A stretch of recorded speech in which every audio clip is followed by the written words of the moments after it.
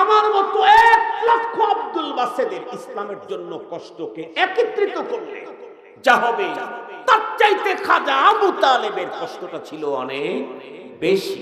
কেমনে? একবারে স্পষ্ট হাদিসের কিতাবে বর্ণনায় এসেছে, রাসূল করিম সাল্লাল্লাহু আলাইহি ওয়াসাল্লামকে মক্কাতুল মুকাররমায় চতুর্দিক থেকে যখন একেবারে সবাই একসঙ্গে অ্যাটাক করে, কোনোভাবেই পয়গম্বরী ইসলামের মিশন তারা চলতে দিবে না মক্কায়। বিশ্বনবীজির চাচা তখন পয়গম্বরকে ডেকে আনলেন, সুন্দর করে বুঝায় সমঝায় বললেন, বাবা তুমি এই মিশন থেকে ফিরে আসো। একেবারে টপ টু বটম সবাই বিপক্ষে, এই কাজটা করা দরকার নাই। বিশ্বনবীজি কি বললেন, চাচা আপনি বলেন, আমাকে তো পৃথিবীতে পাঠানোই হয়েছে এই মিশন দিয়ে। আল্লাহর কোরআনে আল্লাহ নিজেই বলেন, হুয়াল্লাযী আরসালা রাসূলাহু বিল হুদা ওয়া দীনিল হক লিইয়ুযহিরাহু আলাদ-দীনি কুল্লি। ওই রব্বুল আলামিন, ওই সত্তা যিনি তার রাসূলকে পাঠাইছেন দুনিয়াতে দ্বীনে হক দিয়ে, এটাকে সমস্ত দ্বীনের উপরে বিজয় করবার জন্য। শুধু কি তাই, পয়গম্বর নিজেও বলেছেন, কুল হাদিহি সাবিলি আদউ ইলাল্লাহি আলা বাসীরাতিন আনা ওয়া মানিত্তাবা'নি। এটা তো আমার কাজ, এটা আমার পথ, এটাই আমার কাজ। কুল হাদিহি সাবিলি আদউ ইলাল্লাহ, পৃথিবীর মানুষকে আমি আল্লাহর দিকে ডাকি। সুবহানাল্লাহ বললেন না? বলুন তো দেখি, এই কাজগুলি পৃথিবীতে কারা আঞ্জাম দেয়? উলামায়ে কেরাম। সুখ দুঃখ, চ্যালেঞ্জ, জেল, জুলুম, নির্যাতন, রিমান্ড, কোনটাই উলামায়ে কেরামকে দ্বীনে হক আর দ্বীনের দাওয়াত থেকে পর্যন্ত বিরত রাখতে পারে না। কিয়ামত পর্যন্ত, আর একটু জোরে বলেন, কিয়ামত পর্যন্ত পারবে না। মুহতারাম হাজিরিন, নবী আলাইহিস সালাম বললেন, চাচা এইটা তো করা যাবে না। রাসূল করিম সাল্লাল্লাহু আলাইহি ওয়াসাল্লামের চাচা তখন পয়গম্বরকে ডেকে বললেন, বেটা তাহলে তুমি নির্দ্বিধায় 100% মনোবল নিয়ে তুমি তোমার মিশনের কাজ চালিয়ে যাও। মক্কার কোন লিডার আমার ভাতিজাকে কি করতে আসে সেটা আমি দেখব। একটা পর্যায়ে পয়গম্বরের সঙ্গ কেন ছাড়তেছে না খাজা আবু তালেব, এই কারণে পুরো ফ্যামিলিটাকে বয়কট দিয়ে দিল। 3 বছরের বয়কট জীবন। খাবার তো নেই রে, গাছের পাতা খেয়ে জীবন চলছে নবীর জন্য আর নবীর মিশনের জন্য। এত বড় কোরবানি যেই মানুষটা করলো, খাজা আবু তালেব, যেই মানুষটা তার ভাতিজার জন্য এমন মোহাব্বত ভালোবাসা দিল, পৃথিবীর ইতিহাসে কোন চাচা, বন্ধুরা আমার, এর চাইতে উন্নত ভালোবাসা কোন ভাতিজাকে দিতে পারে নাই, পারবেও না। বলুন তো দেখি, সেই খাজা আবু তালেব জান্নাতি না জাহান্নামী? কেন জাহান্নামী? কল্যাণের কাজ আর ভালো কাজ তো কম করেন নাই। কারণ হলো তার নেকির কাজ অনেক আছে, অনেক উন্নত নেকি আছে, কিন্তু ইমানের পুঁজি নাই। ইমানের পুঁজি যদি কারো না থাকে, নেকি তার যতই থাক না কেন, জিন্দেগিতে কোনোদিন, বন্ধুরা আমার, নেকি দিয়ে পরপারে কোনো কিছুই পাওয়ার সম্ভাবনা নাই। তাহলে হুজুর এখন জিজ্ঞাসা, আর একজন মানুষ এমন আছে যেই লোকটার একটা নেকি নেই কিন্তু ঈমান আছে, তার ব্যাপারে শরীয়তের সিদ্ধান্ত কি? আহলে সুন্নাত ওয়াল জামাতের আকীদা হলো, কোন মানুষ যদি এমন হয় যেই লোকটার ঈমান আছে তবে এতটাই দুর্বল, মিসকালা হাব্বাতিন মিন খারদাল, বন্ধুরা আমার, শস্যের দানার চাইতে আরো অল্প, এতটুকুন ঈমান আছে বলে এই ঈমানটা নিয়েও যদি কবর পর্যন্ত যেতে পারে, তাহলে বন্ধুরা আমার, তার অপরাধের কারণে, নেকি কমতি থাকার কারণে দীর্ঘমেয়াদী সাজামেয়াদী তাকে সাজাভোগ করতে হবে। বন্ধুরা আমার, দীর্ঘমেয়াদী স্বল্পমেয়াদী সাজাভোগের পরে ওই ঈমানের কারণে একদিন না একদিন আল্লাহ পাকের জান্নাতের মালিকানা পাবেই পাবে। খুব ভালো করে বোঝার জন্য চেষ্টা করবেন। ধরে নেন এই অঞ্চলের কোনো একজন মানুষ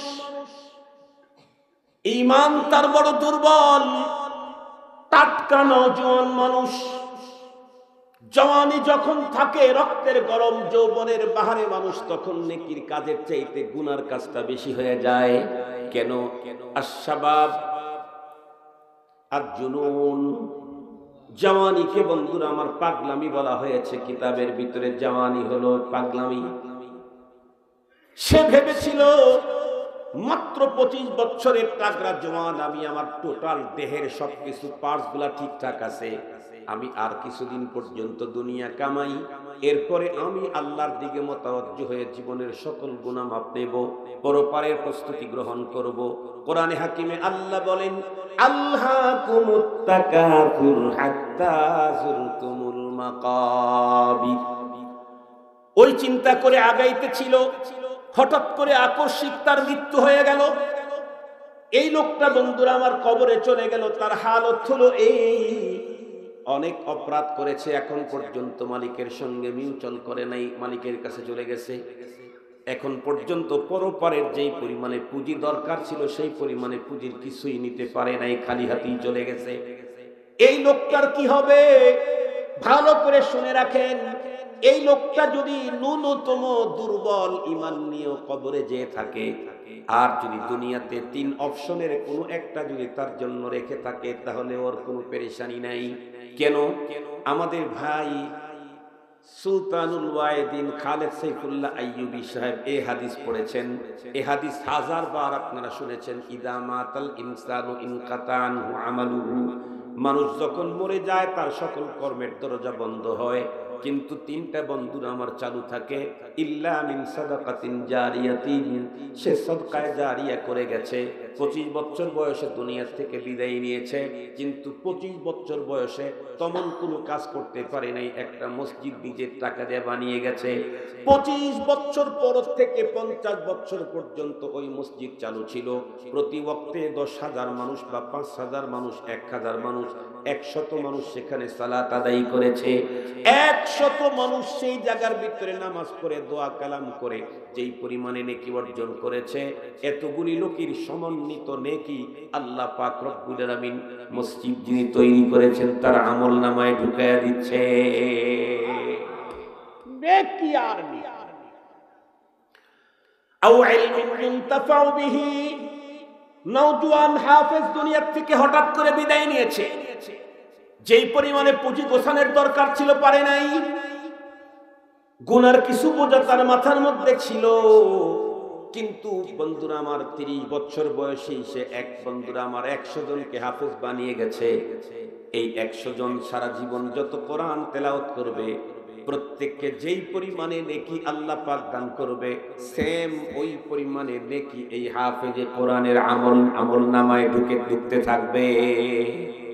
সঙ্গত কারণে নেকি যতই কম করে যাক, পৃথিবী থেকে নেকি পৌঁছাবার যদি কোনো সিস্টেম করে গিয়ে থাকে, তাহলে তার কোনো পেরেশানি নেই। যেমন আজকের আধুনিক যুগে হঠাৎ খুব জরুরি একটা কাগজের জন্য সিরাজগঞ্জ থেকে ঢাকায় আসছে, জমি জমার একটা কাগজ খুব জরুরি, অথচ ঢাকার বাসার থেকে যখন বের হয়ে গেছে, আমার এমন হয়েছে, বাসার থেকে যখন বের হয়েছি সেই কাগজটা আর নেওয়ার কথা মনে নেই।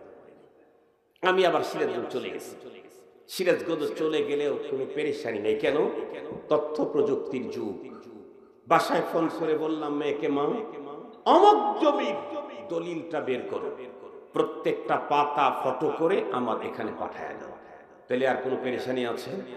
শুধু এতটুকু পেরেশানি, যাওয়া মাত্রই দিতে পারি নাই।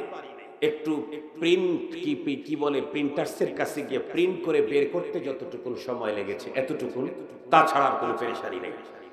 এখন তো আরো আধুনিক, অত্যাধুনিক। একটা সময় তো ছিল আমার টাকার প্রয়োজন, ভাইকে ফোন দিলাম, ভাই বলবে ভাই আমার কাছে তো টাকা আছে, কিন্তু ব্যাংক আওয়ার তো এখন নাই, আজকে তো অফ ডে, আজকে তো ছুটির দিন, আমি তো টাকা আপনাকে দিতে পারতেছি না। কিন্তু এখন তো অত্যাধুনিক প্রযুক্তি, এখন টাকা একজনের অ্যাকাউন্ট থেকে আর এক অ্যাকাউন্টে ট্রান্সফার করতে 1000 কোটি টাকা ট্রান্সফার করতে অফিসেও যাওয়া লাগে না, ম্যানেজারের সিগনেচার দেওয়া লাগে না, সিরিয়াল ধরা লাগে না। ঘরের ভিতরে তাহাজ্জুদের সময় যদি মনে করে হে খান সাহেব না আমার কাছে টাকা চেয়েছিলেন, আমি তো ওয়াজে ভুলে গেছি, তাহাজ্জুদে উঠে মনে পড়ছে, উনি তখন অ্যাপসের ভিতরে ঢুকে আমার অ্যাকাউন্ট নাম্বারটা টিপে দিয়ে দিল। তাহাজ্জুদের সময় আমিও উঠছি, হঠাৎ করে মেসেজের এই শব্দ, কি রে এত রাত্রে কে মেসেজ দিল? জিহাদ সাহেব 2 কোটি টাকা পাঠায় দিয়েছে। আপনারা আবার মনে করেন না যে সত্যি 2 কোটি পাঠায় দিয়েছে, সত্যি কিন্তু 1 টাকাও দেয় নাই। মানুষের বানানো তথ্য প্রযুক্তির কারণে ডে নাই, রাত নাই, দিন নাই, যে কোনো মুহূর্তেই ঘরের ভিতরে বসে থেকে জনতা ব্যাংকের টাকা রাজধানীর ব্যাংকে পৌঁছানো যায়। কথা বলেন না কেন? গ্রামীণ ব্যাংকের টাকা কোথায় পৌঁছানো যায়? রাজধানীর ব্যাংকে পৌঁছানো যায়। রাজধানী ব্যাংক বুঝেন নাই? ঢাকা ব্যাংক, ঢাকাই তো রাজধানী। তো ব্যাংক তো গ্রামীণও আছে, ঢাকাও আছে, রাজশাহীও আছে, খুলনা ব্যাংকও আছে নাকি? খুলনা ব্যাংক তো নাই মনে হয়। তাহলে আপনাদের চাইতে আমরা মনে হয় একটু উপরে আসি, কারণ রাজশাহী ব্যাংক আছে। আমরা আবার রাজশাহী রেঞ্জের মানুষ, ওই ডিভিশনের লোক, তাহলে আপনাদের চাইতে আমরা একটু উপরে আসি, তাই না? মস্কারি করলাম। মূল কথা হলো মানুষের তথ্য প্রযুক্তির কারণে যেই কাগজটা নিয়ে যেতে পারে নাই, কিন্তু ব্যবস্থাপত্র রেখে গিয়েছে, বাসায় এই জাতীয় ফোন আছে, তাহলে আর কোনো পেরেশানি নেই।